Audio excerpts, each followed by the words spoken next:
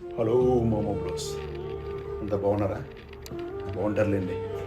బాగుంటారు, ఎలా బాగుంటాం అనుకుంటారా? ఏం బాగుంటామో. ఇప్పుడు ట్రంప్ వచ్చాడు కదా, అది ఆలోచిస్తున్నారా? ఎక్కడ చూసినా కూడా ట్రంప్ వచ్చాడు, ఇల్లీగల్ వాళ్ళని బాగా ఫుల్ రైడింగ్ ఐసీ భయంకరంగా చేస్తుంది.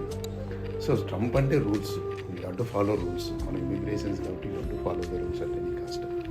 సో ఇల్లీగల్ వాళ్ళని తీసేస్తుందంటే ఒక రకంగా మంచిది, ఒక రకంగా చెడ్డది. ఎందుకంటే చాలామంది ఇల్లీగల్స్ మిక్స్ కానీ బాగా కష్టపడతారు ప్రతి ఫీల్డ్లో కూడా. కానీ ఇల్లీగల్ ఉండడం వల్ల ట్యాక్స్ రాలేదని దేశ ఆర్థిక పరిస్థితి అభివృద్ధి కాబట్టి వాళ్ళు వచ్చేసి అభివృద్ధి కావాలనే ఉద్దేశంతో వాళ్ళ అందరినీ ఐసీఏ తీసి పంపించేస్తున్నారు అన్నమాట. సో కాబట్టి అది ఒక రకంగా మంచిది, చెడ్డది అని కూడా అనొచ్చు.